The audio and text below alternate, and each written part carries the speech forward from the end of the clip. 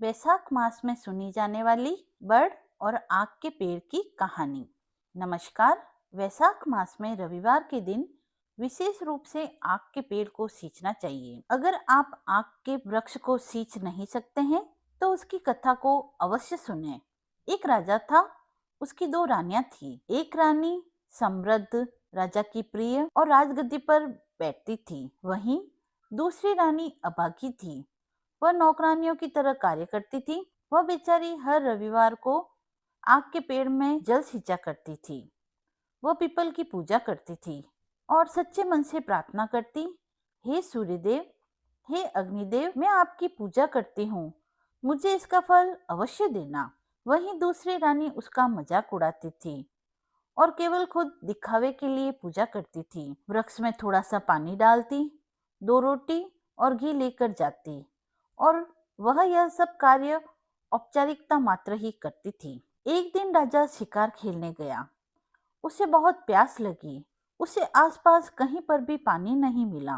तभी वह उस जगह पर पहुंचा जहां गरीब रानी पूजा किया करती थी।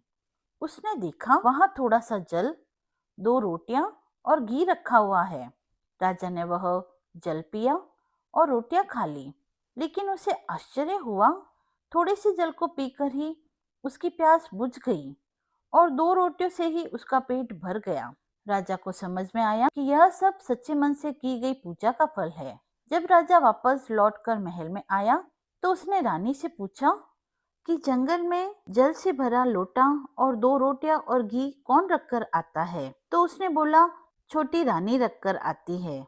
ऐसा कहने से सच्चाई राजा के सामने आ गई कि गरीब रानी सच्चे मन से व्रत और पूजा करती है और दूसरी रानी केवल दिखावा करती है।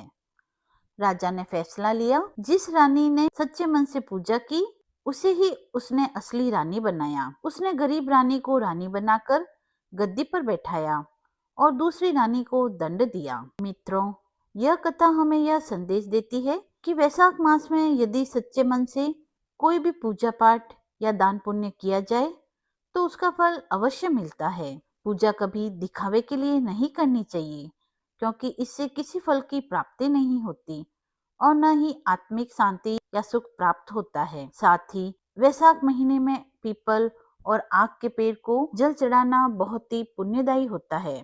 इसीलिए हमें यह कार्य अवश्य करना चाहिए और इस कहानी को भी वैशाख मास में अवश्य ही सुनना चाहिए। यदि आपको यह कहानी अच्छी लगी हो तो आप कमेंट बॉक्स में जय श्री हरि अवश्य लिखें। धन्यवाद। जय श्री हरि।